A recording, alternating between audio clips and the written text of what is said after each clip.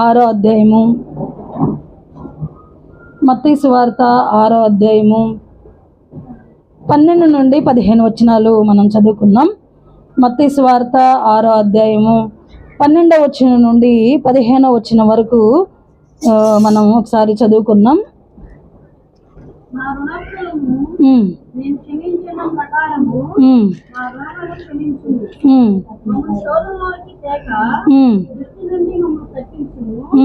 మనుషులు అపరాధములు క్షమించిన ఎడల మీ పరలోక తండ్రియు మీ అపరాధములు క్షమించును. మీరు మనుషుల అపరాధములు క్షమించకపోయిన ఎడల మీ తండ్రియు మీ అపరాధములు క్షమించడు. చాలు ప్రియులరా, ఇక్కడ చదవబడినటువంటి ఈ మాటలను గనక మనం చూసినట్లయితే ఒకసారి ఇక్కడ ఏం చెప్తా ఉన్నాడంటే, యేసు ప్రభు శిష్యులకి నేర్పిస్తున్నటువంటి ప్రార్థన. ఏంటిది? యేసు ప్రభు శిష్యులకి నేర్పుతున్నటువంటి ప్రార్థన. ఏం నేర్పిస్తా ఉన్నాడు ఆయన?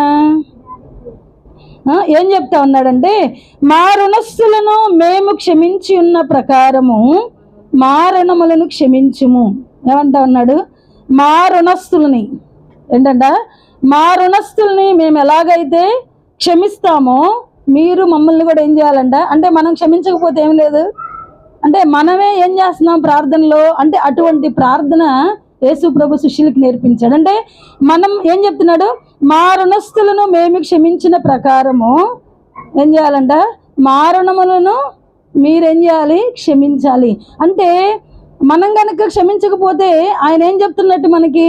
ఆయన కూడా మన యొక్క రుణాలను క్షమించడు. అంటే మనం ఇతరులను క్షమించకపోతే నేను మిమ్మల్ని కూడా నేను క్షమించనని యేసు ప్రభు చాలా స్పష్టంగా చెప్తా ఉన్నారు. తర్వాత కింద వచనాల్లో మనం చదివితే, మమ్మను శోధనలోనికి తేక దుష్టుని నుండి మమ్మను తప్పించుము. అంటే ఈ వచనంలో కనుక మనం చూస్తే ప్రియులారా, మనము శోధనలోనికి ఎప్పుడు వెళ్తాము? మనం శోధనలోనికి ఎప్పుడు వెళ్తాము? ఎప్పుడైతే మనకి క్షమించే మనసు ఉండదో, ఏముండదు, ఎప్పుడైతే మనకి ఇతరులను క్షమించే మనసు మనకు ఉండదో అప్పుడు మనం ఏమవుతామంట? మనము శోధనలో పడతాం. అంటే మనకి ఏముండాలని యేసుప్రభు ఇక్కడ చెప్తా ఉన్నాడు? మన పాపాలను, మన అపరాధములను, మన దోషాలని ఆయన క్షమించాలి అంటే మనము మొదట ఇతరులను మనం క్షమించే మనసు ఉండాలి. ఒకవేళ అటువంటి మనసే గనక మనకు లేకపోతే మనం ఏమవుతామంట? శోధనలో పడతామంట. అయితే వీటన్నింటి వివరణ మనం చూద్దాం తర్వాత. మమ్మల్ని శోధనలోకి తేక దుష్టుని నుండి మమ్మల్ని తప్పించుము.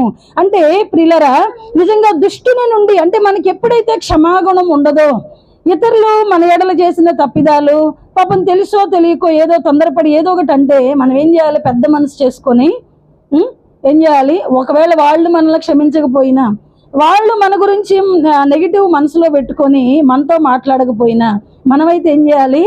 వాళ్ళకి తెలియదులే పాపం కదా. కాబట్టి మనకి వాక్యం అన్నీ తెలుసు, ఎలా ఉండాలో మనకు తెలుసు. కాబట్టి మనం ఏం చేయాలి?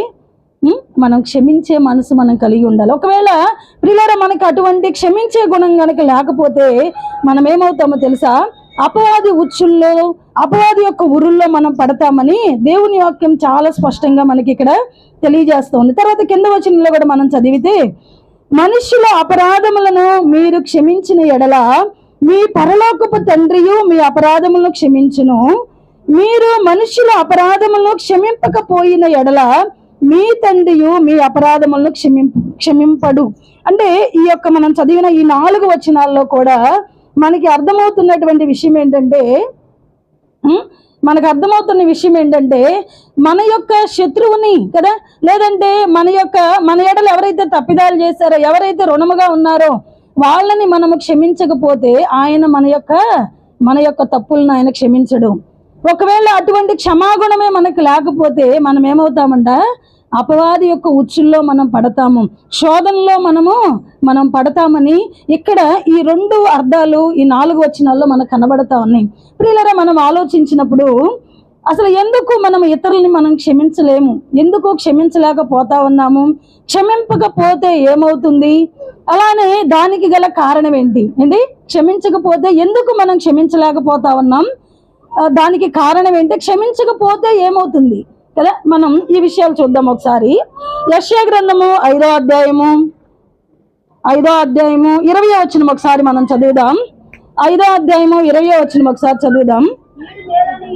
కీడు మేలనియు మేలు కీడనియు చెప్పుకొని చీకటి వెలుగనియు వెలుగు చీకటనియు ఎంచుకుని వారికి శ్రమ, చేదు తీపనియు తీపి చేదనియు ఎంచుకొని వారికి శ్రమ. చాలు ప్రియులారా, ఇక్కడ మనం చదవబడిన వాక్యాన్ని కనుక మనం చూస్తే యెషయా భక్తుడు, ప్రవక్త అయినటువంటి యెషయా గారు చాలా స్పష్టంగా ఒక విషయం మనకి తెలియజేస్తా ఉన్నారు. ఏంటది? కీడు మేలనియు మేలు కీడనియు చెప్పుకునేవారు కదా, చీకటి వెలుగనియు వెలుగు చీకటని చెప్పుకునే వారికి ఏముందంట? శ్రమ. అంటే ఎవరు? ఇప్పుడు మనం ఒక మంచి పని చేస్తున్నాం. మనం చేస్తున్నటువంటి మంచి పనిని ఎవరు చెప్తారు మంచి అని? మంచి వాళ్ళే మంచి పని అని చెబుతారు కదా. మనం చేసే పని మంచిదనుకో, ఎదుటోళ్ళు కూడా మంచోళ్ళు అయితే మనం చేసే పనిని పొగుడతారు, అది మంచిది వాళ్ళు చేస్తుందని మనకి సపోర్ట్గా నిలబడతారు. ఒకవేళ ప్రియులారా, మనం చేసేది మంచి పని అయినా కూడా ఇతరులు దాన్ని చెడుగా చూస్తున్నారు అనుకో కదా, మనం మేలు చేస్తున్నా కూడా ప్రజలకి కీడుగా కనపడుతుంది అనుకో, వాళ్ళు ఎవరో తెలుసా? అలాగ చేసేవారు. ఇప్పుడు ఇక్కడ వెలుగు ఉంది కదా, ఇక్కడ చీకటిగా ఉందని చెప్తే అదేంటి? అబద్ధమే కదా. మంచిని కీడుగా చెప్పుకోవడం, కీడుని మంచి అనుకోవడం, అంటే అక్కడ ఒకటి ఉంటే ఇంకొకటి అనుకోవడం, అది ఎవరి స్వభావం? అది అపవాది స్వభావం కదా. అంటే యేసు ప్రభువుని గనక ప్రియులారా మనం ఆలోచిస్తే, యేసు ప్రభు దగ్గరికి వస్తే మన పాపాలన్నీ క్షమించబడతాయి. ఆయన దగ్గరికి రాకపోతే జరిగేది క్షమాగుణం మనకి లేదు కదా. అంటే అపవాది ఏం చేస్తాడంటే మంచి దగ్గరికి మనల్ని వెళ్ళనివ్వకుండా వాడి ఊరుల్లో వాడి ఉచ్చుల్లో పడేటట్లుగా చేస్తాడు. అంటే వాడి యొక్క ఉద్దేశం ఏంటి? మంచిని చెడుగా, చెడును మంచిగా చేయడం. అంటే ఇక్కడ మనం ఒక విషయాన్ని కనుక చూస్తే అటువంటి వారికి కదా, అటువంటి వారు ఏం చెప్తా ఉన్నాడు ఆయన? అలాగే ఎంచుకునే వారికి శ్రమ అని చెప్తా ఉన్నాడు. చేదుగా ఉన్నటువంటి వస్తువుని తీపని, తీపిగా ఉన్నదాన్ని చేదని చెప్పడం కదా. అంటే ఉన్నదానిని అబద్ధంగా చెప్పడం, నిజమైన దానిని అబద్ధంగా చెప్పడం, ఇది ఎవరి స్వభావము? అపవాది స్వభావము. అంటే అపవాది అంటే ఎవరు? ఫిర్యాదులు చేసేవాళ్ళు కదా. ఎవరు అపవాది అంటే? అపవాది అంటే విరోధ భావం కలిగినటువంటి వారు, మన మీద పితరులు చెప్పేవారు, మన మీద ఫిర్యాదులు చేసేవాళ్ళు కదా, లేనిపోయిన నిందలు మన మీద వేసేవాళ్ళు. ఈ స్వభావం అంతా ఎవరిదంటే? అపవాదిది. అందుకే ఒక మాట ఉంది బైబిల్లో, మనం పోరాడేది ఎవరితోనంట? మనుషులతో కాదంట. ఎవరితో మనం పోరాడేది? అంధకార సంబంధమైన దురాత్మల సమూహం. ఈ దురాత్మలు మనకు కనబడతాయా? కనబడు. మరి ఎక్కడుంటే ఇవి? మనుషుల్లోనే ఉంటాయి. ఎక్కడుంటే దురాత్మలు కదా, ఎక్కడుంటే దురాత్మలు? మనుషుల్లోనే ఉంటాయి. ఇవి మనకు కనబడవు. కానీ మనం పోరాడుతుంది ఎవరితో? మనుషులతో కాదు. అందుకే మనుషుల్ని మనం ఏం చేయాలి? మనం పోరాడేది దురాత్మలతో. వారిలో అపవాది దురాత్మ కదా, ఆ వ్యతిరేకించే స్వభావము కదా. అపవాది ఏం చేస్తాడో తెలుసా? తనకి కొంతమందిని రాజ్యంగా చేసుకొని తన వారిని, అంటే తన మాట ఎవరైతే వింటారో కదా, అంటే అపవాదికి ఏది ఇష్టమో అది ప్రజలకు కూడా ఇష్టమైతే కదా కొంతమందికి, అలాంటి వారిని మనం కూడా అంతే కదా. మన స్వభావం ఎవరైతే ఇష్టపడతారో అలాంటి వాళ్ళతోనే మనం ఉంటాం కదా. అపవాది కూడా అంతే. ఏం చేస్తాడు? సినిమాలు చూస్తా, షికారులు చేస్తా, బూతులు మాట్లాడతా, లేదంటే చెడ్డ క్యారెక్టర్ ఉన్న వాళ్ళతో మనం సహవాసం చేస్తాం. మనం చెయ్యం. మనకి ఎవరు నచ్చుతారు? మనలాగుండే వాళ్ళే మనకు నచ్చుతారు కదా. అపవాదికి కూడా అంతే. వాడు ఎవరితో స్నేహం చేస్తాడో తెలుసా? ఎవరిని ఆసరాగా చేసుకొని వాడు మనల్ని ఇబ్బంది పెడతాడంటే వాడిలాంటి స్వభావం కలిగిన వారు. అంటే మనల్ని ఎవరు ఇబ్బంది పెడుతున్నారో, ప్రియులరా మన మీద ఎవరు నిందలు మోపుతున్నారో, ఎవరు మనకి మనశ్శాంతి లేకుండా మనకి మనశ్శాంతిని కరువు చేస్తున్నారు ఎవరో తెలుసా? వాళ్ళు ఎవరో తెలుసా? వాళ్ళు మన శత్రువులు. అంటే మన శత్రువులు అంటే ఏంటి? వారిలో శత్రువు ఉండి, అపవాది ఉండి వారిని మనకి శత్రువుగా కనబడేటట్లుగా చేస్తున్నారు. అంటే వాళ్ళు అపవాది వాళ్ళ రూపంలో ఉండి ఆ వ్యక్తిలో ప్రవేశించి ఆ వ్యక్తి ద్వారా ఏం చేస్తున్నాడు? మనకి నెమ్మది లేకుండా చేస్తూ ఉన్నాడు. అందుకే మనం పోరాడేది మనుషులతో కాదు. ఎవరితో పోరాడుతున్నాం మనం? అంధకార సంబంధమైన దురాత్మలు. అంటే ఈ దురాత్మలు ఏం చేస్తాయి తెలుసా? తిరుగుతూ ఉంటే ఏం చేస్తాయి దురాత్మలు? అందుకే కదా ఏబు దగ్గరకు వచ్చి అటు ఇటు తిరిగి, ఇదిగో ఒకసారి ఏబు సంగతి ఆలోచించావా నువ్వు కదా, ఎందుకు తిరుగుతూ ఉండి దానికి ఏం పని ఉండదు, ఒక చోట ఉండదు. ఒక చోట ఉండేదా? దేవుడైతే ఏం చేస్తాడు? ఆకాశం సింహాసనంగా, భూమి పాదపీఠంగా చేసుకొని అక్కడే కూర్చొని ఏం చేస్తాడు? ఆయన ఆయన కనుదృష్టి లోకమంతా సంచారం చేసింది. కానీ అపవాదికి అంత శక్తి లేదు కదా. కాబట్టి వీడేం చేస్తాడు, వీడికి ఒక సమూహం ఉంటుంది కదా, ఇదిగో ఈ 10 ఏళ్ళకి నువ్వు వెళ్ళు, ఈ 10 ఏళ్ళకి నేను వెళ్తాను కదా. ఏం చేస్తాడు, వాళ్ళు పంచుకొని ఒక్కొక్కళ్ళలో ఉండి కదా, వారి స్వభావాన్ని బట్టి. ప్రియులారా, మనకి ఇంకా అర్థం కావాలంటే మన కుటుంబాల్లోనే మనల్ని వ్యతిరేకించే వాళ్ళు ఉంటారు కదా. వాళ్ళకి ఇప్పుడు ఒకవేళ మన కుటుంబాల్లో ఉన్న వాళ్ళకి మంచిగా భక్తి చేయడం కదా, మనం ఇలాగ అన్ని సమర్పించుకునేలాగా భక్తి చేయడం, లేదంటే ఇప్పుడు మీ యొక్క పరిస్థితుల్లో మీ పరిధిలో మీరు చేయడం మన వాళ్ళకి ఇష్టం ఉండదు కదా. అంటే ఇష్టం ఉండదంటే అర్థం ఏంటి, వాళ్ళు మన మీద మనమేమో రోజు కన్నీరు విడుస్తాం, ఉదయాన్నే లేచి 5 గంటలకు కూర్చొని కదా చేస్తున్నామా లేదా, మన వాళ్ళ కోసం కదా, వాళ్ళు మారాలయ్యా, వారు రక్షించబడాలి, వారిని రాజ్యానికి వారసులు మనం ఏడ్చి ప్రార్థన చేస్తే వాళ్ళు మనల్ని చూడగానే మూతి ముడుచుకుంటారు కదా. కారణం ఏంటి, ఏముంది వాళ్ళల్లో, ఏముంది తెలుసా, దురాత్మ, అపవాది. ప్రియులారా, వాళ్ళకి సత్యం అర్థం కాదు, అపవాదికి ఇష్టం ఉండదు. కాబట్టి వాడు ఏం చేస్తాడంటే వాళ్ళ హృదయాలలో కూర్చొని సత్యాన్ని అర్థం చేసుకోకుండా మేలుని కీడుగా చూస్తారు, కీడుని ఏం చేస్తారు, మేలుగా చూస్తారు. అందుకే మనం పోరాడేది మనుషులతో కాదు. మనం అనుకుంటాం మనుషులని, కానీ వాళ్ళల్లో ఏముంటుందో తెలుసా, ఒక కఠినమైనటువంటి హృదయం. అంటే మంచిని మంచిగా చూడలేనటువంటి కన్నులు కదా, చెడునే చెడుగా చూడలేని కన్నులు.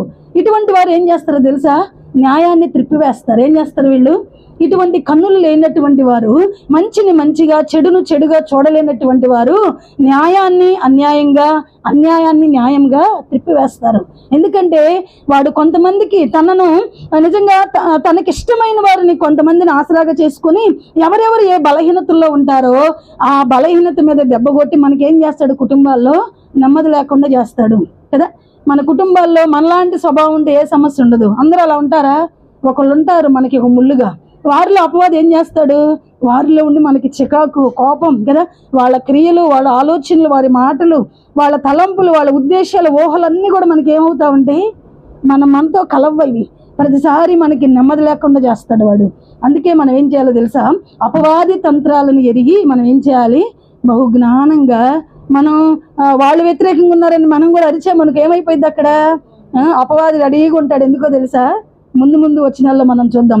వాడంట నేరారోపణ చేయడానికి తండ్రి యొక్క సింహాసనం పక్కన ఆ కుడి పార్శ్వమున నుంచొని ఉంటాడంట. ఎందుకు, ఫిర్యాదు చేయడానికి. ఎందుకు, నీ బిడ్డలు ఇలా ఉండకూడదు కదా, వాళ్ళు చూడు ఏం చేస్తున్నారు కదా. ప్రియులారా, మనం ఆలోచించినప్పుడు ఎక్కడో ఉండరు, ఎక్కడ ఉంటారు తెలుసా, మన ఇంట్లోనే. మనతో ఏకీభవించలేనటువంటి స్వభావం ఏంటది, మనతో ఏకీభవించలేని స్వభావం, మనతో ఇమిడి ఉండలేనటువంటి స్వభావం కలిగిన వారిని ప్రియులారా అపవాది ఏం చేస్తాడో తెలుసా, వారిలో ఉండి మనల్ని నెమ్మది లేకుండా కలవరానికి మనల్ని గురి చేస్తూ ఉంటాడు. అందుకే మనం ఒక విషయాన్ని చూస్తే ఇటువంటి వారిలో అపవాది యొక్క స్వభావం ఉంటుంది. వీళ్ళు అపవాదికి సాదృశ్యంగా ఉంటా ఉన్నారు. కాబట్టి వీరు మనకి శత్రువులుగా కనబడుతూ ఉంటారు. ఎవరు వీళ్ళు, దేవుని బిడ్డలకి దేవునికి శత్రువు ఏంటి, అపవాది కదా. మరి విశ్వాసులకి శత్రువు ఎవరు, ఫిర్యాదులు చేసేవాళ్ళు, మంచిని చెడుగా చెప్పుకునే మనుషులు, వాళ్ళే మన శత్రువులు కదా, మనల్ని అంగీకరించిన వారు. అందుకే యేసుప్రభు ఒక మాట అంటారు శిష్యులతో, ఎవరైతే మన ఆలోచనలతో ఏకీభవించరో వాళ్ళు మనోళ్ళు కాదంటాడు ఆయన కదా. మనతో ఏకీభవించేవాడు మనోడు, మనతో ఏకీభవించిన వాడు మనవాడు కాడంటాడు. అంటే ప్రియులారా, మనం ఆలోచించినప్పుడు అపవాది మనల్ని ఏం చేస్తాడంటే నిజంగా మనకి నెమ్మది లేకుండా, నిజంగా ఎవరైతే నిజంగా ప్రియులారా మనల్ని ఇబ్బంది పెడుతూ ఉన్నారో, బాధ పెడుతున్నారో వారిలో ఉండి మనల్ని ప్రతిసారి పొడుస్తూ మనకి కలవరాన్ని, నెమ్మది లేకుండా కదా, మనకి దుఃఖాన్ని కలుగు చేస్తూ ఉంటాడు. కాబట్టి మనం ఆ సమయాలలో మనం చాలా జ్ఞానంగా ఉండాలి. ఇదిగో అపవాది వీళ్ళల్లో ఉండి నాకు ఇలాగ కలుగు చేస్తుంది, కాబట్టి మనం ఏం చేయాలి, వారి కోసం ప్రార్థన చేయాలి. ఇంకంతకన్నా మనం వెళ్ళి వాళ్ళతో గొడవ పెట్టుకోలేము కదా. వారితో మనం అసమాధానంగా ఉంటే మనకేమొస్తుంది, దుష్టుడు వచ్చి కూర్చుంటాడు మన దగ్గర. ఏమైంది కదా, మనకి క్షమించే మనసు లేకపోతే ప్రియులారా నిజంగా మన జీవితంలో వారి యొక్క దోషాలను, వారి యొక్క క్రియలను గనక మనం క్షమించలేని స్థితిలో ఉంటే మన క్రియలను కూడా, మన దోషాలని, మన పాపాలను కూడా ఏం చేయడు ఆయన బహు స్పష్టంగా చెప్తా ఉన్నాడు. ఆయన మన దోషాలను కూడా క్షమించడు. కాబట్టి మనకి ఏం కావాలి, మన ఎదుటి ఉన్నటువంటి వారి మన శత్రువులైనా కూడా మనకి ఏముండాలి, క్షమించే మనసు ఉండాలి. ఒకవేళ లేకపోతే దుష్టుడు ఏం చేస్తాడు, దుష్టుడు మనల్ని కీడులో పడేస్తాడు కదా. అందుకే ఒక మాట ఉంది, హృదయాన్ని కఠినం చేసుకునేవాడు కీడులో పడతాడు. అంటే మనం హృదయాన్ని కఠినం చేసుకోకూడదు. మనం కఠినం చేసుకున్నాం అనుకో, మనం ఏం చేస్తాము, మనం క్షమించము. దాని వలన ఒక్కొక్కటి వారు నా ఎడలు ఇలాగ చేశారు కదా, నేను వాళ్ళని ఇలాగ చెయ్యాలి కదా. ఇది ఒక్కొక్కటి పెరిగి పెరిగి ఏమైపోయింది, మనం కూడా వారిలాగా మారిపోతాం. అందుకే మనకేం కావాలో తెలుసా? క్షమాగుణం కావాలి. ఒకవేళ యేసు ప్రభుని అప్పగించినటువంటి యూదులలాగా యేసు ప్రభు కూడా బిహేవ్ చేస్తే శిలువ మరణం ఉండేది కాదు. వాళ్ళందరినీ శపించి వాళ్ళందరూ మాడి మసైపోయేటట్లు యేసు ప్రభు చెయ్యాలి కదా. కానీ యేసు ప్రభుకి ఏముందో తెలుసా? క్షమాగుణం ఉంది. ఆయన క్షమాగుణమే ప్రియులారా లోకమంతటికి కూడా రక్షణ తీసుకుని వచ్చింది. మనకి ఎప్పుడైతే క్షమాగుణం ఉండదో అక్కడ అసమాధానం ఉంటుంది కదా. ఎప్పుడైతే మనకి క్షమాగుణం ఉండదో అక్కడ నెమ్మది ఉండదు, సమాధానం ఉండదు, సంతోషం ఉండదు, అన్నీ కూడా మనం కోల్పోతాం. అందుకే యేసు ప్రభు ఎటువంటి క్షమాగుణాన్ని కలిగి ఉన్నారు కదా. మన శత్రువుల ఎడల, మనల్ని బాధ పెట్టిన వారు, మనల్ని హింసించిన వారు, ఇప్పుడు కూడా మన జీవితంలో కీడు కలగాలని కోరుకునేవారు ఉంటారు. కానీ వారందరినీ మనం ఏం చేయాలి? ప్రభా వారికి తెలియదు, వారిలో అపవాదుండి మమ్మల్ని బాధ పెట్టడానికి ఇలా చేస్తున్నాడు, వాళ్ళ స్వభావం మార్చయ్యా, మేమెవరమో వారికి తెలిసేటట్లుగా నువ్వు చెయ్యయ్యా అని మనం ఏం చేయాలి? ప్రార్థన చేయాలి. ప్రియులారా మనం అప్పుడు అలాగే చేసినప్పుడు మాత్రమే అపవాది ఉరులలో నుండి, దుష్టుని యొక్క పన్నాగాలలో నుండి మనం తప్పింపబడతాం. లేని ఎడల మనం కూడా వాళ్ళకిలాగే పగనుంచుకుని ద్వేషాన్ని ఉంచుకుంటే మనకి నష్టం జరిగిద్ది, మనం కీడులో పడతామని వాక్యం మనకి సెలవిస్తుంది. అలానే ఇంకొక వచనాన్ని కూడా మనం చదువుదాము.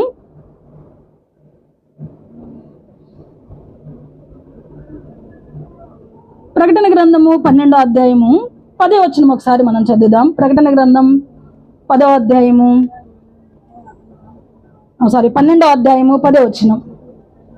మరియు గొప్ప స్వరము లోకమందు ఇలాగ చెప్పుట వింటిని, రాత్రింబగళ్ళు మన దేవుని ఎదుట మన సహోదరుల మీద నేరము మోపువాడైన అపవాది పడద్రోయబడి ఉన్నాడు. చాలు, ఇక్కడ చూడు చాలా స్పష్టంగా ఉంది. ఏముంది? మరియు ఒక గొప్ప స్వరము పరలోకమందు ఇలాగూ చెప్పుట వింటిని, రాత్రింబవళ్ళు. ఇక్కడ నుండి చాలా జాగ్రత్త చూద్దాం. ఏంటంట? రాత్రింబవళ్ళు దేవుని ఎదుట, మన దేవుని ఎదుట మన సహోదరుల మీద నేరము మోపువాడైన అపవాది. ఎవరంట? ఎప్పుడు నేరం మోపుతాడు? అప్పుడప్పుడు వెళ్ళి మోపడు. ఎప్పుడు? రాత్రింబవళ్ళు. వాడి పని ఏంటో తెలుసా? వాడి పని ఏంటి? రాత్రింబవళ్ళు మనం ఎక్కడ తప్పిపోతామా, ఎక్కడ నోరు జారుతామా, ఎక్కడ కాళ్ళు జారుతామా కదా, ఎక్కడ వాక్యానుసారంగా లేకుండా కదా మన ఆలోచనలు ప్రక్కకి వెళ్తాయో అప్పుడు వెంటనే ఏం చేస్తాడు? ఇదిగో చూడు కదా, ఇదిగో చూసావా, ఏబు సంగతి ఆలోచించావా కదా, సువర్ణ సంగతి ఆలోచించావా, పద్మాని ఆలోచించావా, వాళ్ళు ఎలా ఉన్నారో చూడు, ఇదిగో ఇప్పుడే నేను చూసి వచ్చాను, ఇదిగో వాళ్ళు ఈ విషయంలో తప్పు చేశారు అంటే వాడు ఏం చేస్తాడు? రాత్రింబవళ్ళు మనం నిద్రపోయేటప్పుడు కూడా చూస్తాడంటే వాడు కదా. ఎప్పుడు? మన మీద నేరారోపణ చేయడానికి పాపం దివారాత్రములు కదా. ఎందుకో తెలిసేవాడు అలా ఉంటుంది. సమయం కొంచెమేనని అపవాది అంటే బహుగా విజృంభిస్తున్నాడంటే ఎందుకు? మన మీద నేరాలు మోపడానికి, మనల్ని కీడులో పడవేయడానికి ప్రియులరా కదా. నిజంగా మనల్ని దేవుని నుండి దూరం చేయడానికి వాళ్ళు ఎందుకు నిందలు మోపుతారు కదా. ఒక వ్యక్తి మన మీద వేరే వ్యక్తికి నెగిటివ్గా మన గురించి ఎందుకు చెబుతారు? వాళ్ళ నుండి మనం దూరం చేయడానికి కదా, వాళ్ళ ప్రేమ నుండి మనం దూరం అవ్వడానికి కదా. అయితే అపవాది కూడా అదే చేస్తున్నాడు. ఏం చేస్తున్నాడు అంటే దేవుని ప్రేమ నుండి కదా, దేవునికి మనకున్న సంబంధాన్ని చెడగొట్టి మనము వాడితో సహవాసం చేసేలాగా ఏం చేస్తాడో తెలుసా? వాడితో స్నేహం చేసేలాగా దేవునికి మనకున్నటువంటి బంధాన్ని విడగొట్టడానికి వాడు ఏం చేస్తాడో తెలుసా? దేవుని దగ్గరికి వెళ్ళి ఏం చేస్తాడు? రాత్రింబవళ్ళు రెడీగా ఉంటాడనమాట మన మీద నేరారోపణ చేయడానికి. కాబట్టి మనం ఏం చేయకూడదు? అపవాదికి మనం చెక్కకూడదు. మనం ఎక్కడన్నా ఒక చిన్న విషయంలో ఏదన్నా వాక్యానుసారం కానిది చేశామనుకో వాడు వెళ్ళిపోతాడు కదా. ఏం చేస్తాడు? యేసు ప్రభు అయితే చూచి చూడనట్టు పిల్లలు కూడా అంతే కదా. చిన్నది ఏదైనా చేశారని మనం ఏం చేస్తాం? పాపం తెలియదులే, చిన్నోళ్ళుగా వాళ్ళు పెద్ద అయితే నేర్చుకుంటారు అనుకుంటా కదా. కానీ వీడేం చేస్తాడు? వెళ్ళి ఇదిగో చూడు ఇన్ని సంవత్సరాల నుంచి వాక్యం వింటున్నారు కదా, వాక్యం వింటున్నారు, ఇదిగో ఈ విషయంలో ఇలా ఉన్నారని వాడు వెళ్ళి రాత్రింబవళ్ళు మన మీద ఫిర్యాదు చేస్తూ ఉంటాడంట. కాబట్టి ప్రియులారా అపవాది మన మీద నేరారోపణ చేయడానికి మనం ఏం చేయకూడదు? అవకాశం ఇవ్వకూడదు కదా. ఒకవేళ దేవుని దగ్గర నేరారోపణ చేస్తే దేవుడు మనల్ని బట్టి ఏం చేస్తాడు? ఈ అపవాది వీడొచ్చి మనకేం నీతులు చెప్తున్నాడు కదా, వీడి స్వభావం అంతా చెడ్డ స్వభావం, కానీ వీడొచ్చి నా పిల్లల మీద ఏంటి నెగిటివ్ చెప్తున్నాడు, వీడేంటి ఫిర్యాదు చేస్తున్నాడు కదా, వీడేంటి నా బిడ్డల గురించి ఇలాగ చెప్తున్నాడని ఆయన ఏం చేస్తాడు? మన పిల్లల గురించి ఎవరన్నా ఏమన్నా చెప్పారనుకో, ఇదిగో మీ పిల్లలు ఇలా ఉన్నారు, ఆ బార్ షాపులో కనిపించారు, లేదా ఎవరు బండి మీద వెళ్తున్నారంటే తల్లిదండ్రులు ఏమంటారు? ఎవరిని చూసేవాళ్ళే, మా అమ్మాయి మంచిది, మా అబ్బాయి మంచోడు, మా వాడికి అలాంటి అలవాటు లేవు కదా. ప్రియులారా ప్రేమ కదా. అలా లోపల మనకి ఏముంటుంది, బాధ ఉంటుంది, కానీ పైకి ఏమంటాం కదా, కవరింగ్ కదా. కానీ లోపలైతే బాధ, ఏంటి ఇలాగ తయారయ్యాడా వీడు కదా, వీడేంటి ఇలా చెడిపోయాడు, ఇప్పుడు మొన్నటిదాకా బాగానే ఉన్నాడే, ఎందుకు ఇలా, లోపల ఒకలాంటి భయం స్టార్ట్ అయింది కదా. ప్రియులారా మన విషయంలో కూడా మనం ఎప్పుడైతే వాక్యానుసారం ఉండకుండా, ఎప్పుడైతే తప్పిపోయే స్థితిలో ఉంటామో, తప్పిపోయిన వారంగా కనబడతామో, ఎప్పుడైతే అపవాది వెళ్ళి నేరారోపణ చేస్తూ దేవుని దగ్గరికి వెళ్ళి మన మీద ఫిర్యాదు చేస్తాడో, అప్పుడు తండ్రికి కూడా ఏముంటుందో తెలుసా, బాధ ఉంటుంది. అయ్యో నేను ఎన్నో ఆశలు పెట్టుకున్నాను వీళ్ళ మీద, నా నామానికి మహిమకరంగా ఉండాలని నేను కోరుకున్నాను వీళ్ళని, వీళ్ళు ఇలాగ ఉన్నారా అని ఏం చేస్తాడు. ప్రియులారా మనం తప్పిపోయిన ప్రతిసారి కదా, మన పిల్లలు తప్పిపోయిన ప్రతిసారి, మాట వినని ప్రతిసారి మన హృదయం ఎలాగ నొచ్చుకుంటుందో, మనం కూడా మాట వినని ప్రతిసారి ఆయన హృదయం మన విషయమై బాధపడుతూ ఉంటుంది. కాబట్టి మనం ఏం చేయాలో తెలుసా, మనం మంచి క్షమాగుణాన్ని, ఒకవేళ ప్రియులారా ఇప్పుడు మనకి క్షమించే మనసే లేదనుకో, ఇదిగో చూడు ఆ ఇంట్లో ఏదో గొడవాడింది, ఇదిగో నువ్వు నా బిడ్డ అన్నావు కదా, రక్తంలో కడగబడింది అన్నావు, ఏం కూడా పోట్లాడుతుంది, వెళ్ళి కంప్లైంట్ ఇచ్చిద్ది ఆయనకి కదా, ఏం చేసిద్ది, కంప్లైంట్ చేసిద్ది. ప్రియులారా అందుకే మనం ఏముండాలి, అపవాది మన మీద నేరారోపణ చేయకుండా, మనకి ఎప్పుడైతే క్షమాగుణం ఉంటుందో మనకి ఏ సమస్య కూడా ఉండదు. యేసు ప్రభు జీవితంలో అన్ని వ్యతిరేకతల మధ్యలో కూడా తండ్రి చిత్తం ఎలా ఎందుకు నెరవేర్చగలిగినారంటే క్షమాగుణం. ఆయన నిందించిన వారిని, ఆయన అంగీకరించినటువంటి వారిని, ఆయన మీద దోషులను పలికే వారిని కదా. ప్రియులారా నిజంగా ఆయన ఎంత హింసించి బాధ పెట్టి ఆయన మీద ఉమ్ము వేసిన వారిని, పిడుగుద్దులు గుద్దిన వారిని, ఎందుకు ఆయన నిజంగా అంతగా తండ్రి చిత్తం నెరవేర్చగలిగినారు అంటే ఆయనకి క్షమాగుణం ఉంది. మరి మన జీవితంలో క్షమాగుణం ఉందా మన జీవితంలో? ప్రియులారా నాకు తెలిసిన ఒక అక్క ఉన్నారు, లైవ్ వెళ్తుంది అయినా కూడా, అంటే మనకు అర్థం కావాలని నేను చెప్తా ఉన్నా. నాకు తెలిసిన ఒక అక్క ఉన్నారు, వాళ్ళ బాబుకి మ్యారేజ్ చేశారు. చేస్తే ఆ అమ్మాయి వాళ్ళు అంత ఆత్మీయులేం కాదు వాళ్ళు. ఈ అక్క మంచిగా పరిచర్య చేస్తూ ఉంటారు, దేవునిలో ఉంటారు, బాగా లోతుగా ఉంటారు. వాళ్ళ బాబుని కూడా అలాగే నడిపించుకున్నారు. అయితే ఈమెకి ఫస్ట్ నుండి ఏముంది, ఈ అమ్మాయి అంటే ఇష్టం లేదు, వీళ్ళ ఫ్యామిలీ అంటే అసలు ఇష్టం లేదు. ఇప్పుడు ఇష్టం లేదు అయినా కూడా ఆ మ్యారేజ్ రోజు కూడా పాపము ఈ అక్కగారికి ఏమైంది, ఈ కళ్ళు తిరిగి బీపీ డౌన్ అయిపోయి, ఏదో కొంచెం హార్ట్లో ఏదో ఆమెకి కొంచెం అట్లా పెయిన్ లాగా వచ్చేసి పడిపోతే, ఆ మ్యారేజ్ రోజు ఏం చేశారు, హాస్పిటల్ అడ్మిట్ చేశారు. అంటే మనకి క్షమాగుణం లేనప్పుడు ఎటువంటి క్రియలు మనం మన పనులతో చూడాల్సి వస్తుందో నేను చెప్తున్నాను. అందుకని ఆమె అలాగ వెళ్ళిపోయింది, 2 రోజులు హాస్పిటల్ ఉంది, పెళ్లి కూడా చూడలేదు పాపం, పెళ్ళి అయిపోయింది, ఎటోళ్ళు అటు వెళ్ళిపోయారు. 2 నెలలకే ఈ అమ్మాయికి ఎవడికి, వాళ్ళిద్దరు భార్య భర్తలు బాగానే ఉన్నారు, ఈమెకి మనసులో ఏముంది, ఈ అమ్మాయి గురించి నెగిటివ్ ఉంది. ఏముంది ఈ అమ్మాయి గురించి, ఈ అమ్మాయి గురించి నెగిటివ్ ఉంది కాబట్టి దాన్ని క్షమించే మనసు లేదు. ఆమెలో ఉన్నటువంటి నెగిటివ్ని సరిచేద్దాము, నాకులాగా నా దగ్గర ప్రార్థనలో కూర్చోబెట్టుకొని భక్తి నేర్పిద్దాము, నేనున్నాను కదా నేను సరిచేద్దాం. ఇప్పుడు అంతే కదా, సేవకులైన వాళ్ళు ఎలా ఉంటారు, దేవుని పరిచర్య చేసేవాళ్ళు, లేదంటే నిజంగా సువార్థికులు ఎలా ఉంటారు, ఒక వ్యక్తి లోకంలో ఉన్నప్పుడు ఆ వ్యక్తిని రక్షించడానికే ఉంది. అలాంటిది మన ఇంటికి వచ్చిన కోడల్ని మనం రక్షించుకోవాల్సిన బాధ్యత సువార్త పనిచేస్తున్న వాళ్ళకు ఉండిద్దా ఉండదా కదా. కానీ ప్రియులారా నిజంగా అంటే ఆ క్షమించలేని మనసు ఏం చేసిందో తెలుసా, 2 నెలలకి ఇచ్చిన కట్నం అన్నీ తీసుకుని వెళ్ళిపోయారు. ఈ పాపం దాదాపు సంవత్సరం వెతికారు ఆయనకి మళ్ళీ పెళ్లి చేయడానికి.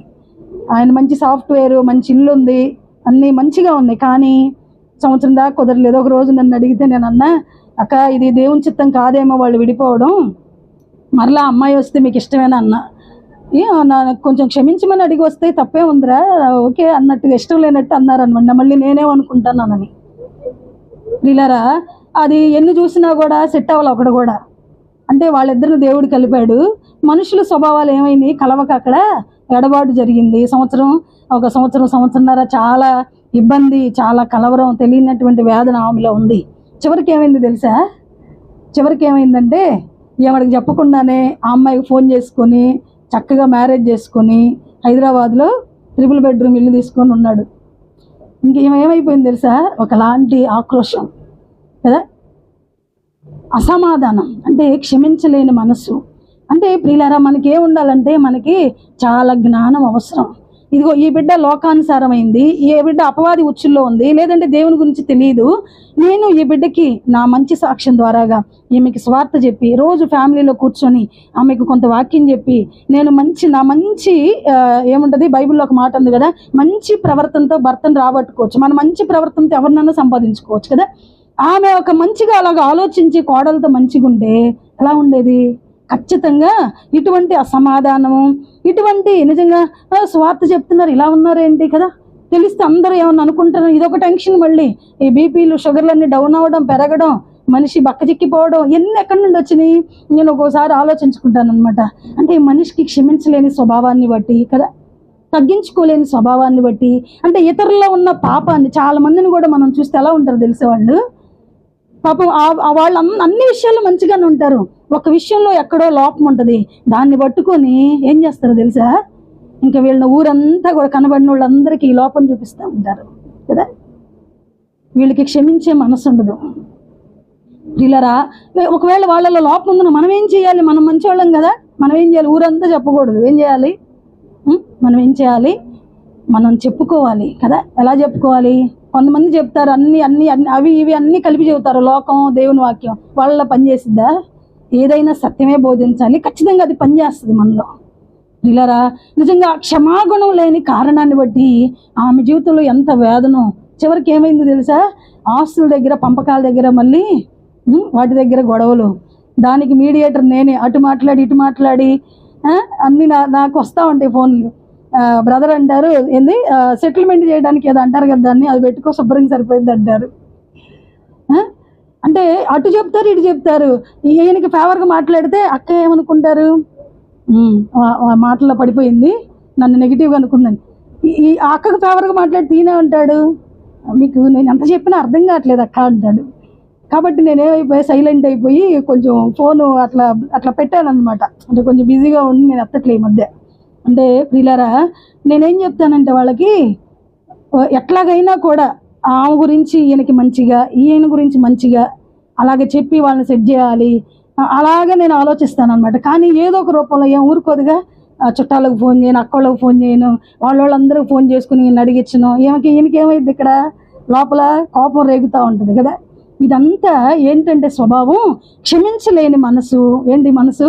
క్షమించలేని కారణాన్ని బట్టి ఒకదాని వెంట ఒకదాని, ఒక సమస్యలు ఏమవుతుంది, రోజు రోజుకి బలహీనమైపోతా ఉంది మనిషి. చనిపోతే తీసుకెళ్ళేది ఏమన్నా ఉందంటే ఏముండదు కదా. కాబట్టి మన జీవితాల్లో క్షమాగుణం లేని కారణాన్ని బట్టి ప్రియులారా, మన జీవితంలో మనం ఎంతో నెమ్మదిని కోల్పోతాం కదా.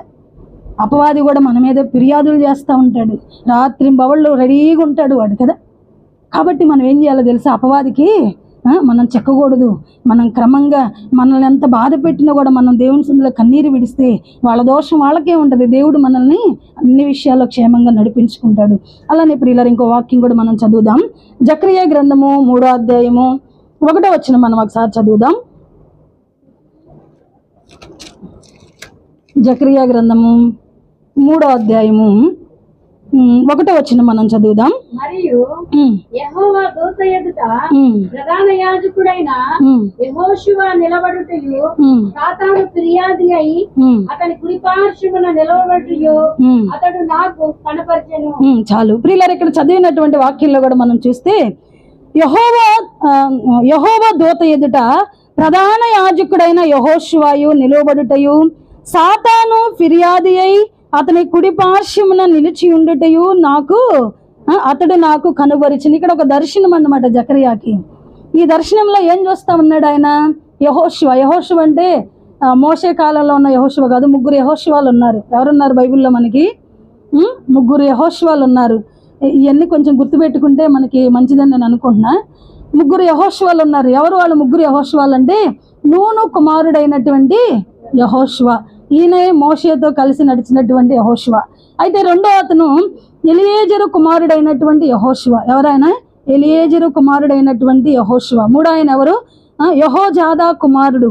యెహోజాదా కుమారుడైనటువంటి యెహోషువ గురించి ఇప్పుడు ఇక్కడ మనం చదువుతూ ఉన్నాం. ఎవరైనా? యెహోజాదా కుమారుడైనటువంటి యెహోషువ. ఈయనెవరు? ప్రధాన యాజకుడు. ఎవరైనా? ప్రధాన యాజకుడు. అయితే ఈ ప్రధాన యాజకుడు గురించి ప్రధాన యాజకులు అంటే ఎవరు?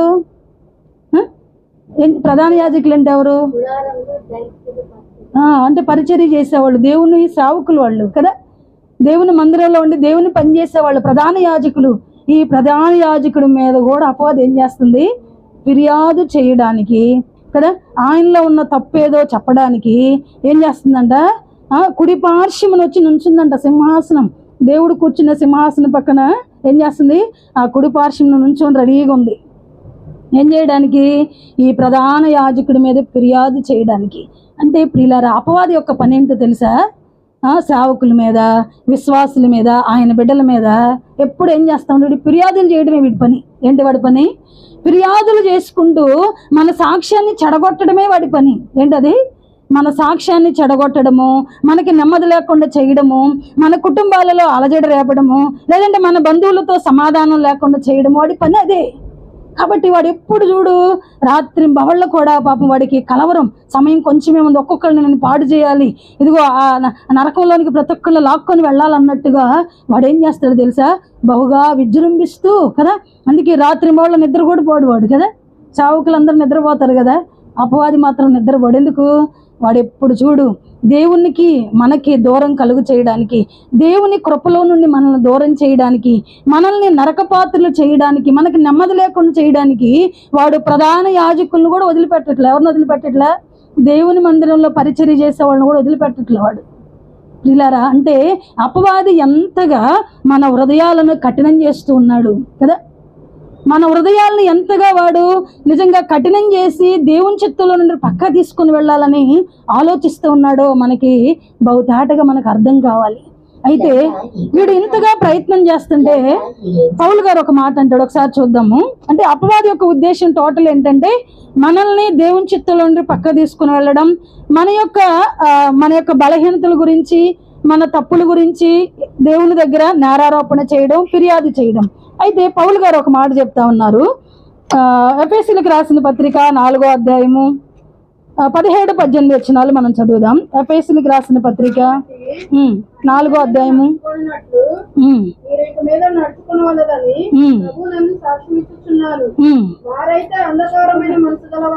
వారైతే అంధకారమైన మనసు గలవారై తమ హృదయ కాఠిన్యము వలన తమలోనున్న అజ్ఞానము చేత దేవుని వలన కలుగు జీవములో నుండి వేరుపరచబడిన వారై తమ మనసులకు కలిగిన వ్యర్థత అనుసరించి, ఎవరంట వీళ్ళు? దేవుణ్ణి ఎరగనటువంటి వారు కదా. దేవుణ్ణి ఎరగనటువంటి వారు ఎలా ఉన్నారంట? అంధకార సంబంధమైన మనసు కలిగిన వారై. అంధకారమైన మనసు అంటే ఏంది? చీకటి. అంటే వాళ్ళకి తెలియదు, సత్యం తెలియదు కదా. వాళ్ళకేం తెలియదు అంటే సత్యం ఏంటో, నిజంగా దేవుని విలువలేంటో అవేం తెలియదు వాడికి. అయితే నిజంగా దేవుణ్ణి ఎరగనటువంటి వారి హృదయాలు కూడా ఎలా ఉంటాయి తెలుసా? అంధకార సంబంధం. అంటే నిజంగా అంధకార సంబంధమైనటువంటి ఆ మనసు కలిగిన వారే తమ హృదయాలను ఏం చేసుకుంటారంట? కఠినపరుచుకుంటారు. అయితే మనం ఏం చేయకూడదు?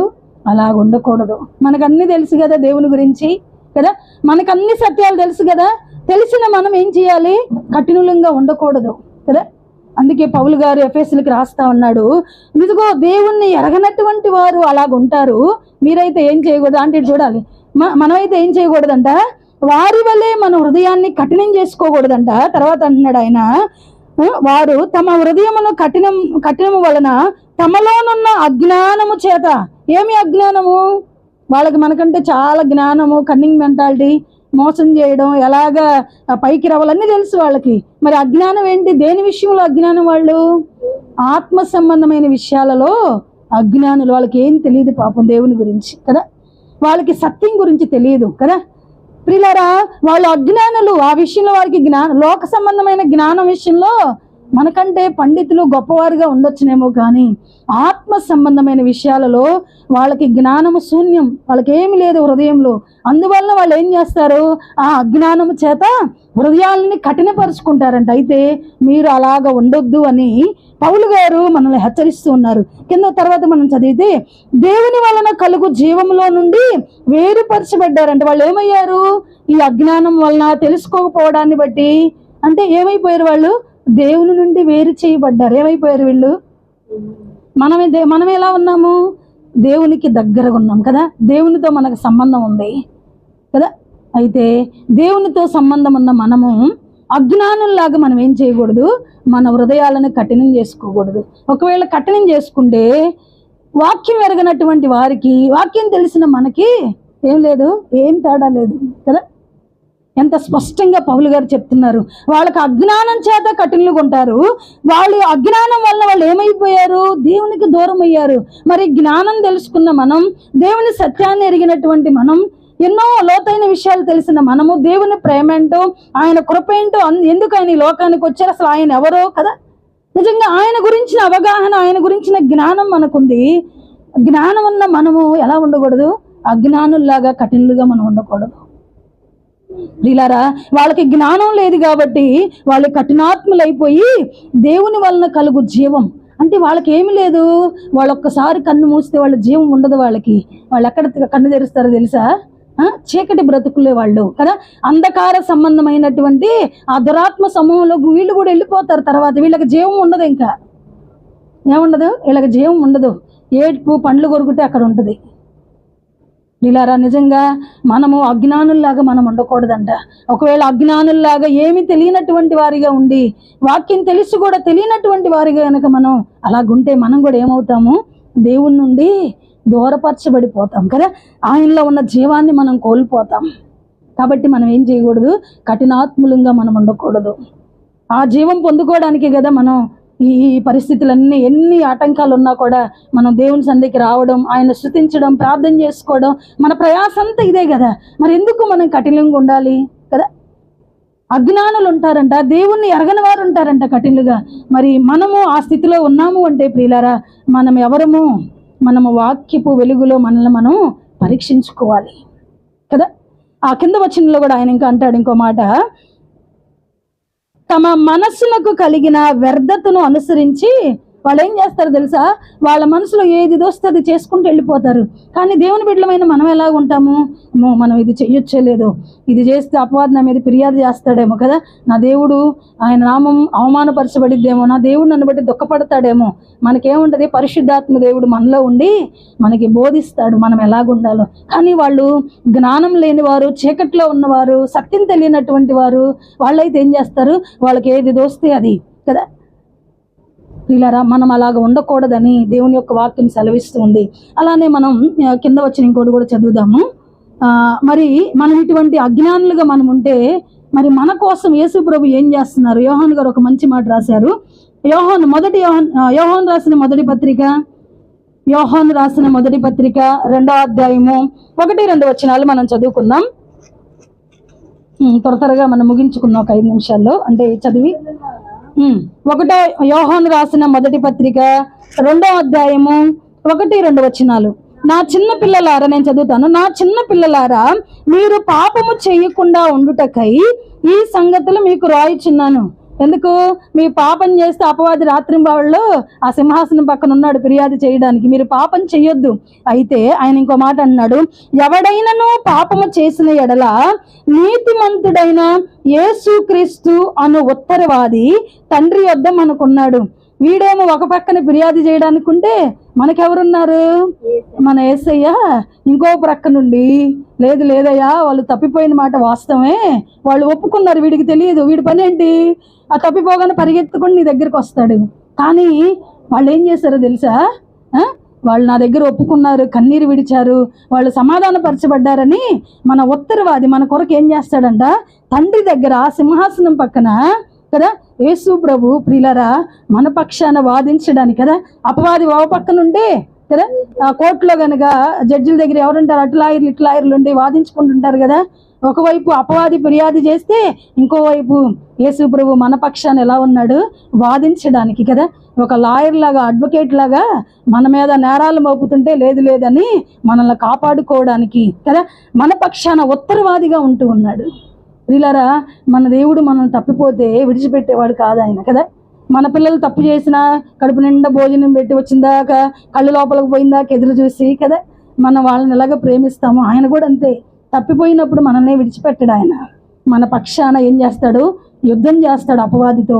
నేరారోపణ చేసి మన మీద నిందలు మోపుతున్న అపవాదితో ఏం చేస్తాడు? అయితే మనం ఆయన మనకు ఉన్నాళ్ళని పాపం చేసుకుంటూ పోవాలా? లేదు లేదు. ఎప్పుడన్నా బై మిస్టేక్ జరిగితే, ఎప్పుడన్నా మనం తప్పిపోతే, ఎప్పుడన్నా అనుకోకుండా జరిగితే, అటువంటి పరిస్థితుల్లో కదా అపవాది నేరారోపణ చేసినప్పుడు మన పక్షాన ఏం చేస్తాడు? తండ్రి దగ్గర ఒక ఉత్తరవాది మనకున్నాడు. అదే మన ధైర్యం కదా. కాబట్టి మనం పడిపోయినప్పుడు కొంతమంది అయ్యో నేను ఇలా ఉన్నాను అలా ఉన్నానని ఒక ఆత్మన్యూనత భావంలో పడిపోయి వీళ్ళు ఇంకా లోకంలోకి వెళ్ళిపోతారు. ఇంకా అయిపోయింది నా పని, బాప్తిసం తీసుకున్న ఈ విషయంలో నేను తప్పు చేశాను, ఇంకా నా ముఖం ఎలా చూపించాలి సంఘంలో వాళ్ళకి, దేవుని సేవకులు నా గురించి ఏమనుకుంటారో అని వీళ్ళు ఏం చేస్తారు? మందిరానికి రారు. అపవాది దీన్ని ఏమంటారంటే దీన్ని ఎలా చెప్పొచ్చు అంటే అతి భక్తి అన్నమాట. అంటే ఉన్నదానికి స్వనీతిని ఆధారం చేసుకుని బ్రతుకుతారు. ఇప్పుడు ఇస్కరియోతు ఏదో కూడా స్వనీతే, నేను ఏదో తప్పు చేశాను అయ్యండి యేసుప్రభు ఏమన్నా వాళ్ళు అరే నువ్వు కాకపోతే ఇంకొకళ్ళు అప్పచెప్పాలి, ఎవరు అప్పచెప్పి నేనైనా నేను అప్పగించుకోవాలి, నేను వచ్చింది అప్పగించుకోవడానికి, నేను వచ్చింది మరణించడానికి, లేకపోతే ఈ రక్షణ లేదు ప్రజలకి, కాబట్టి నేను వచ్చిన ఉద్దేశం నెరవేర్చబడాలి, కాబట్టి నువ్వేం బాధపడొద్దని ఇస్కరియోతు యూదాన్ని క్షమించి ప్రియులారా దేవుడు ఏం చేసేవాళ్ళు? ఆ శిష్యులతో కలిపి ఉంచేవాళ్ళు. ఆయన యొక్క స్వబుద్ధిని ఆధారం చేసుకొని కదా, స్వనీతిని ఆధారం చేసుకొని యేసు ప్రభు ప్రేమ ఏంటో తనకు అర్థం కాక కదా, నిజంగా నేను తప్పిపోయినప్పుడు నా పక్షాన ఒక ఉత్తరవాది ఉన్నాడు, ఆయన క్షమించేవాడు నా గురించి కదా. యేసు ప్రభు గురించి మనం చూస్తే 17వ అధ్యాయం యోహాను సువార్తలో ఉంటుంది, అయ్యా నువ్వు నాకు అప్పగించిన బిడ్డల కొరకు నేను ప్రార్థన చేస్తున్నా, వాళ్ళెక్కడ కీడులో పడకూడదు, వాళ్ళెక్కడ అవమానపరచబడకూడదని యేసు ప్రభు నిజంగా అప్పగించబడక ముందు ఈ విషయాల గురించి ప్రార్థన చేస్తాడు. అంటే తన బిడ్డల కొరకు. అంటే యేసు ప్రభు దృష్టి ఎప్పుడు ఎలా ఉంటుందో తెలుసా? ఆయన యందు భయభక్తులు కలిగిన వారి మీద తన దృష్టి ఎప్పుడు నిలిపి ఉంచుతాడు ఆయన. కాబట్టి మనం చాలా జాగ్రత్తగా ఏం చేయాలి? అపవాదికి మనం చోటిచ్చేవారం ఉండకూడదు, లేదా మనం ఆయన బాధ పెట్టేవారం ఉండకూడదు. కాబట్టి మన జీవితంలో మనకు ఒక ఉత్తరవాది ఉన్నాడు, మన పక్షాన న్యాయం, మన పక్షాన పోరాడేవాడు, మన మీద మోపబడినటువంటి నిందలను అవమానాలను తొలగించి మనల్ని పరిశుద్ధపరిచి ఆయన జీవంలోనికి నడిపించుకోవడానికి యేసు ప్రభు మన పక్షాన ఉన్నాడు. అందుకే ఆయన మన పక్షమున ఉండగా మనకి విరోధి ఎవరు కదా? ఆయన మనతో ఉండి ఎవరుంటారో మనకి విరోధులు? ఆయనకు తెలుసు కదా మనం ఏంటో. కాబట్టి మనుషుల సాక్ష్యాలు కదా, ఈరోజు మంచి అన్నవాళ్ళు రేపు చెడ్డని అదే నోరు సాక్ష్యం ఇస్తుంది. కాబట్టి అందుకే బైబిల్లో ఒక మాట ఉంది, యెహోవా చేత మంచివాడు అనిపించుకున్నవాడు ధన్యుడంట. అంటే దేవుని దగ్గర నుండి రావాలి మనం మంచోళ్ళమా చెడ్డోళ్ళం అని. మనుషులు కాదు మన గురించి సర్టిఫికెట్ ఇవ్వాల్సింది కదా, దేవుడు ఇవ్వాలి మన గురించి. వీళ్ళరా నిజంగా మన జీవితంలో ఇంత గొప్ప దేవుణ్ణి కలిగినటువంటి మనం ఒకవైపు అపవాది ఫిర్యాదులు చేస్తూ ఉంటే, ఒకవైపు వాటన్నింటిని కొట్టివేయడానికి నిజంగా మన పక్షాన ఆయన కూడా ఆ సింహాసనం దగ్గర రెడీగా నుంచున్నాడు కదా, మనల్ని విడిపించుకోవడానికి, మన మీద నేరారోపణ లేకుండా మనం బ్రతకడానికి, ప్రియులారా అంధకార సంబంధమైన జీవము లేని చీకట్లోనికి మనం వెళ్లకుండా ఉండడానికి నిజంగా ఆయన మనల్ని ఏం చేస్తున్నాడు? విడిపించుకొని ఆయనతో సన్నిహితంగా ఆయనతో మనం కలిసి ఉండాలని ఆయన కోరుకుంటున్నాడు. కాబట్టి క్షమించే మనసు లేకుండా మనం ఉంటే, మనం క్షమించకపోతే మనల్ని కూడా ఆయన క్షమించడు. ఇది మెయిన్ మనం నేర్చుకోవాల్సింది. మనకేముండాలి? క్షమాగుణం. పక్కన వాళ్ళు క్షమించినా క్షమించకపోయినా పర్వాలేదు, మనం మాత్రం ఏం చేయాలి? వాళ్ళు మాట్లాడకపోతే మాట్లాడకుండా ఉందాం, కానీ వాళ్ళ గురించి ఎప్పుడు కీడు మనం తలంచకూడదు. వాళ్ళు మారాలని మనం ప్రార్థన చేయాలి, వాళ్ళకి మనం ఎవరమో అర్థం కావాలని మనం ప్రార్థన చేయాలి కదా. అప్పుడు మన మీద అపవాదిని ఆరోపణ చేయడానికి ఏముండదు. ఇలాంటి నా జీవితంలో కూడా చాలా ఉన్నాయి, కానీ వాళ్ళకి తెలియదు కాబట్టి నేనేం పట్టించుకోను. అసలు ఏ విషయాలు కూడా ఎన్ని తెలిసినా మౌనమే కదా. ప్రార్థన తెలియదు వాళ్ళకి, పాపం వాక్యం తెలియదు కాబట్టి అలా ఉంటారు. ఒక రోజు వస్తుంది మనం ఎవరమో దేవుడు వాళ్ళకి తెలియజేస్తారు. అప్పటి వరకు మనం ఏం చేయాలి? వెయిట్ చేయాలి కదా. అందుకే వాటి కాలముల్లో అన్నింటిని ఏం చేస్తాడు ఆయన? అన్నింటినీ మేలుకరంగా దీవెనకరంగా చేస్తాడు. కాబట్టి మనం తొందరపడ్డామనుకో, తొందరపడి నడిచేవాడు ఏమవుతాడు? కీడులో పడతాడు. తొందరపడేవాడు ఏమవుతాడు? కీడులో పడతాడు. అసమాధానం వస్తుంది, నెమ్మది ఉండదు, ఏదో ఒక గిల్టీ ఫీలింగ్ లోపల వేధిస్తూనే ఉంటుంది. కాబట్టి మనం తొందరపడకూడదు ఏ విషయంలో కూడా. అజ్ఞానులు తొందరపడతారు. అజ్ఞానులు ప్రియులారా వాళ్ళ మనసుకు తోచినట్లుగా చేసుకుంటారు, కానీ దేవుని బిడ్డలమైన మనం ఏం చేయకూడదు? తొందరపడకూడదు. అయితే ఈ చివరి నేను ఎక్స్ప్లెయిన్ చేయను, 2 విషయాలు చదువుకొని నిజంగా ఆయన మనల్ని ఎంతగా ప్రేమించారో, మన ఎడల ఆయనకు ఉన్నటువంటి ఉద్దేశం ఏంటో ఒకసారి చదువుకుందాం. అంటే దేవుడు ఎందుకు మనల్ని ఏర్పాటు చేసుకున్నారు, అంటే ఎందుకు మనల్ని కోరుకున్నాడో కదా. మనం గనక మన హృదయాన్ని కఠినం చేసుకుంటే, మనం క్షమించలేని మనం మనసు కలిగిన వారం ఉంటే ప్రియులారా, అవి ఎలాగ మన జీవితంలో నెరవేర్చబడతాయో ఒకసారి మనం చూద్దాము. యెషయా గ్రంథము 43 చదువుకొని వెళ్ళిపోదాం, నేను ఎక్స్ప్లెయిన్ చేయను. 43వ అధ్యాయము యెషయా గ్రంథము 43 7వ వచనము అలానే 21వ వచనం మనం చదువుదాం. 43 నేను సృజించిన వారిని నా నామమును పెట్టబడిన వారందరినీ తెప్పించు. చాలు. దేవుడు ఏం చేశాడంట, నా మహిమ నిమిత్తము నేను సృజించిన వారిని, నా నామము పెట్టబడిన వారందరినీ. ఏంటంట, ఎందుకు దేవుడు మనల్ని పిలుచుకున్నాడు? ఆయన నామ మహిమ కొరకు మనల్ని పిలుచుకున్నాడు కదా. ఆయన కొరకే మనల్ని ఏర్పాటు చేసుకున్నాడు. కొన్ని రోజులు ఇక్కడ ఉండడానికి, కొన్ని రోజులు ఇంకో చోట ఉండడానికి కాదు కదా. ఎందుకు పిలుచుకున్నాడు? ఆయన నామ మహిమ కొరకు కదా. 830 కోట్ల మంది ఉన్నారంట ప్రపంచంలో. మరి ఎంతమందికి కదా ఆయన నామ మహిమ కొరకు పిలువబడిన వారు ఉన్నారు? ఆయన కొరకు ఆయన ఏర్పాటు చేసుకున్నాడు. మనల్ని అయితే ఎందుకు ఏర్పాటు చేసుకున్నాడు? ఆయన నామ మహిమ కొరకు. మరి మహిమ కొరకు మనల్ని ఏర్పాటు చేసుకుంటే క్షమాగుణం లేని మన స్వభావాన్ని బట్టి ఏమైపోతుంది? అవమానపరచబడింది కదా. ఇంకొక వచనం చదువుదా, అలానే 21వ వచనం కూడా, నా నిమిత్తము నేను నిర్మించిన జనులు, నేను చదువుతాను, నా నిమిత్తము నేను నిర్మించిన జనులు నా స్తోత్రమును ప్రచురము చేయుదురు. ఏంటంట, ఆయన బిడ్డలు ఏం చేస్తారు? ఆయన గురించి చెప్తారు. ఇంటికి వచ్చే వాళ్ళకి, పోయే వాళ్ళకి కదా. ఏం చేస్తారు వాళ్ళు? మరి మనం అలాగ ఉన్నామో లేదో మనం ఏం చేయాలి కదా. ఆయన నిమిత్తం అంట, నా నిమిత్తము నేను నిర్మించుకున్నా. దేవుడు ఏం చేశాడు? మనల్ని ఆయన నిమిత్తమే మనల్ని నిర్మించుకున్నాడు, ఆయన నామ మహిమ నిమిత్తము కదా. కాబట్టి ప్రియులారా, మనం ఏం చేయాలో తెలుసా? ఆయన స్తోత్రములను ప్రచురం చేసేవారంగా, ఆయన క్రియలను, ఆయన గుణగణాలను ప్రచురం చేసేవాళ్ళంగా, ఆయన మంచితనాన్ని, ఆయన ఎవరో ప్రజలకు మనం తెలియజేసేవారం ఉండాలని మనల్ని కోరుకున్నాడంట ఆయన కదా. చివరి వచనం ఇంకోటి చదువుకొని ముగించుకుందాం. 1 పేతురు రాసిన మొదటి పత్రిక 2వ అధ్యాయము 9వ వచనం చదువుదాం. పేతురు రాసినటువంటి మొదటి పత్రిక, పేతురు రాసిన మొదటి పత్రిక 2:9 చదువుకుందాం. అయితే మీరు చీకటిలో నుండి ఆశ్చర్యకరమైన తన వెలుగులోనికి మిమ్మల్ని పిలిచిన వాని గుణాతిశయములను ప్రచురము చేయు నిమిత్తము వేర్పరచబడిన వంశమును, రాజులైన యాజక సమూహమును, పరిశుద్ధ జనమును, దేవుని సొత్తైన ప్రజలనై ఉన్నారు. ఎవరమంట మనము? సొత్తైన అంటే చీకట్లో నుండి, అంధకారంలో నుండి ఏం చేశాడంట మనల్ని కదా. అజ్ఞానులుగా ఉన్న స్థితిలో నుండి, ఇంకా చదువుకున్నాం కదా, అలాగా అజ్ఞానులుగా ఉండి మన ఇష్టం వచ్చినట్లుగా, మనకు తోచినట్లుగా అలా ఉన్నటువంటి మనల్నంట ఏం చేశాడంట, ఆశ్చర్యకరమైన తన వెలుగులోనికి పిలిచి కదా, ఆయన చిత్త ప్రకారం నడిచేవారిగా కదా, నిజంగా ఆయన సుగుణములను, ఆయన గుణగణాలను ప్రచురం చేసేవారంగా కదా, రాజులైన యాజక సమూహముగా కదా, వీళ్ళరా పరిశుద్ధ జనముగా, సొత్తైన ప్రజగా. ఏం చేశాడు? సొత్తైన ప్రజలు. ఆయన సొత్తు మనం. ఎవరము? మనం ఆయన సొత్తు, ఆయన బిడ్డలు, ఆయనకున్నదంతా మందే కదా. రాజులైన యాజక సమూహం. ఈ లోకంలో మనం ఎన్నడూ రాజులం కాలేం కదా, కానీ అక్కడికి వెళ్ళిన తర్వాత మనం ఎవరము? రాజులైన యాజక సమూహంలో ఉంటాం. మనకి ఇవి నమ్మాలి. నమ్మినప్పుడు మనం ఏం చేస్తాం తెలుసా? ఎంతో వైరాగ్యంతో ఆ రాజ్యం కొరకు, ఆ రాజులైన యాజక సమూహంలో ఉండాలని ఆశతో ఎదురు చూస్తాం. ఇవన్నీ నమ్మనోళ్ళు, ఈ వాక్యాలు తెలియనోళ్ళు, ఆ స్వస్థతలు, అద్భుతాలు అంటే పరిగెత్తే వాళ్ళకి పాపం ఇవన్నీ తెలియదు. అందుకని స్వస్థత జరగగానే పాల మీద పొంగులాగా పైకి లేస్తారు. ఏదన్నా జరగలేదనుకో అది అంతా ఏమైపోయింది, మరలా నీళ్లు చల్లేమని కింద బస్సుని కిందకి వెళ్ళిపోయింది. ఇది కాదు కదా మన భక్తి, ఇది కాదు. మనం ఎక్కడుంటామో తెలుసా? రాజులైన యాజక సమూహంగా ప్రియులారా మనం ఉండాలని పరిశుద్ధపరుచుకున్నాడంట మనల్ని కదా. ఆయన సొత్తైన ప్రజలుగా ఉండాలని, ఆయనతో సదాకాలం సహవాసం చేసేవారు ఉండాలని. కాబట్టి ఏ బలహీనత మనల్ని కదా ఆయన చిత్తంలో నుండి దూరం చేస్తుందో మనం గమనించుకోవాలి కదా.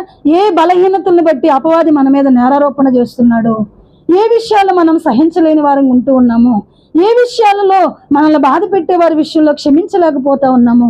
ప్రియులారా, క్షమించే మనసు లేకపోతే మనం ఎన్నడూ కూడా దేవుని సొత్తైన ప్రజలుగా మనం ఉండలేము ఒకవేళ ఆ క్షమించే మనసు లేని ఆ బలహీనత గనక మనం కుంటే, అయ్యా క్షమించే మనసు నాకు ఇవ్వు కదా. ఆ క్షమాగుణమే లేకపోతే మనం తగ్గించుకోలేం కదా. తగ్గించుకుంటామా కదా ప్రియులారా? మనం ఎంత తగ్గించుకుంటామో అంత హెచ్చించబడతాం. ఎంత క్షమాగుణం ఉంటుందో అంత తగ్గించుకుంటాం. కాబట్టి క్షమించే మనసు లేకపోతే ఇదిగో ఈ యొక్క పరిశుద్ధుల గుంపులో, ఆయన గుణములు సుగుణములను ప్రచురం చేసే వారి గుంపులో, రాజులైన యాజక సమూహంలో, ఆయన సొత్తైన ప్రజలుగా ఆయనతో ఉండే గొప్ప భాగ్యాన్ని మనం కోల్పోయే వారంగా ఉంటామని దేవుని వాక్యం సెలవిస్తుంది. చివరికి ఇంకో మాట చదువుకుందాం. 3వ అధ్యాయం 9వ వచనం. 1 పేతురు రాసిన మొదటి పత్రిక 3:9 అక్కడే ఉంది చూడండి. ఆశీర్వాదమునకు వారసులుగా ఉండుటకు మీరు పిలువబడితిరి గనుక కీడుకు ప్రతి కీడైనను దోషులకు ప్రతి దోషునైనను చెయ్యక దీవించుడి. ఏం చేయాలంట? ఆశీర్వాదానికి వారసులుగా. మరి ఆశీర్వాదం అయితే ఏంటి? మా ఇంట్లో ఎప్పుడు కదా నెమ్మది లేదు, ఎప్పుడు చూడు అనారోగ్యం, బలహీనతలు కదా, ఏదో ఒక సమస్య, ఒకటితో ఒకటి. ఎందుకు? ఇక్కడ కాదు, ఈ లోకం గురించి చెప్పట్లేదు ఆయన. దేని గురించి చెప్తున్నాడు? రాజులైన యాజక సమూహం గురించి. అక్కడ మనం ఎలా ఉంటాం తెలుసా? ఆశీర్వదించబడిన జనాంగంగా మనం ఉంటాం. ప్రియులారా, ఈ లోకంలో కూడా చేస్తాడు. ఆయన ఏం చేస్తాడు తెలుసా? కొంతకాలం మనల్ని ఏం చేస్తాడు? శ్రమలకు అప్పగిస్తాడు. ఏం చేస్తాడు? కొంతకాలం శ్రమపరిచి మనలో ఉన్న మస్టు, మనలో ఉన్న బలహీనతలు, మనలో ఉన్నటువంటి లోక సంబంధమైన యాటిట్యూడ్స్ అన్నింటినీ కాల్చివేసి ఆ శ్రమలప్పుడు కన్నీటితో ఆయన పాదాలు పట్టుకొని మన తప్పులు లోపాలన్నీ మనకి గుర్తు చేసి మనల్ని ఏం చేస్తాడో తెలుసా? వాటన్నింటిలో విడిపిస్తాడు. ఇంకెన్నడూ మనం చూడమటువంటివి చూస్తాం మనం కదా. వీళ్ళారా, మనల్ని సరిచేయడానికి దేవుడు ఏం చేస్తాడో తెలుసా? కొన్నిసార్లు కొన్ని శ్రమలకు అప్పగిస్తాడు. కాబట్టి ఆశీర్వాదానికి వారసులుగా ఉండడానికి దేవుడు మనల్ని పిలిచాడు. కీడుకి ప్రతి కీడైనా దోషునికి ప్రతి దోషునైనా కూడా మనం చెయ్యొద్దని. ప్రియులారా, ఎవరైనా మనల్ని దూషిస్తే మనం దూషించకూడదు. ఎవరైనా మనకి కీడు చేస్తే మనం కీడు చెయ్యక వారికి మేలు చెయ్యాలని మనం కోరుకోవాలని పరిశుద్ధాత్మ దేవుడు మనతో మాట్లాడుతుండగా మనం అందరం కూడా మోకరించి ప్రార్థన చేసుకున్నాం. అయ్యా, నేను నిజంగా క్షమించే మనసు నాకు కావాలి. అయ్యా, నువ్వు నన్ను ఏర్పాటు చేసుకుంది నిజంగా నీ సుగుణములను ప్రచురం చేయడానికి, నీ నామ మహిమ కొరకు నన్ను కోరుకున్నావంటే ప్రభువా, దేవా, నా జీవితంలో నాకు ఆ కృపనివ్వమని ప్రియులారా మనమందరం కూడా కళ్ళు మూసుకొని ప్రార్థన చేసుకున్నాం. ఈ యొక్క వాక్య భాగంలో దేవుడు మనల్ని హెచ్చరిస్తున్నటువంటిది నిజంగా క్షమాగుణం కలిగిన వారిగా మనం ఉండాలని ఆయన కోరుకుంటూ ఉన్నాడు. క్షమించే మనసు, నిజంగా క్షమించే మనసు. ప్రియులారా, దూషణ చేసిన వారిని దూషించకుండా, మన కీడును కోరుకున్న వారికి కీడు చేయకుండా, నిజంగా మనం ఎప్పుడైతే నిజంగా ఆయన మాట చొప్పున మనం బ్రతుకుతామో ప్రియులారా, నిజంగా రాజులైన యాజక సమూహంలో మనం ఉంటామంట. ఆయన సొత్తైన ప్రజగా ఉంటామంట. పరిశుద్ధులంగా మనం ఉంటామంట.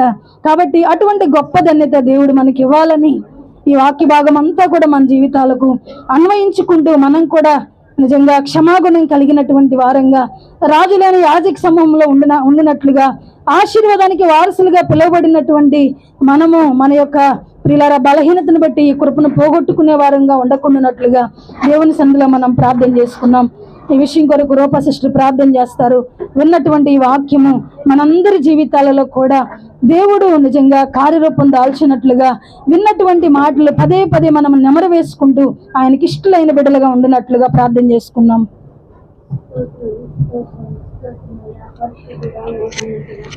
ప్రేమ కలిగిన తండ్రి, కృప కలిగిన దేవా, నిజంగా నాయన గడిచిన కాలం అంతయు సజీవులకు నీడలు భద్రపరిచి నాయన ఈ పరిశుద్ధ నీ రెక్కల నీడలో నీ విడలమైన నెలందరినీ చేర్చి బాబా, నీ దాసరాల ద్వారా తండ్రి నాతో మాతో మాట్లాడినందుకు నీకు వందనాలు నాయన. అవునయ్యా, అపవాది నాయన రాత్రింబగళ్ళు అయ్యా మా మీద నిరారోపణ చేయొచ్చు ప్రభా, మమ్మల్ని ఎలాగైనా పరడద్రోయాలని ప్రభా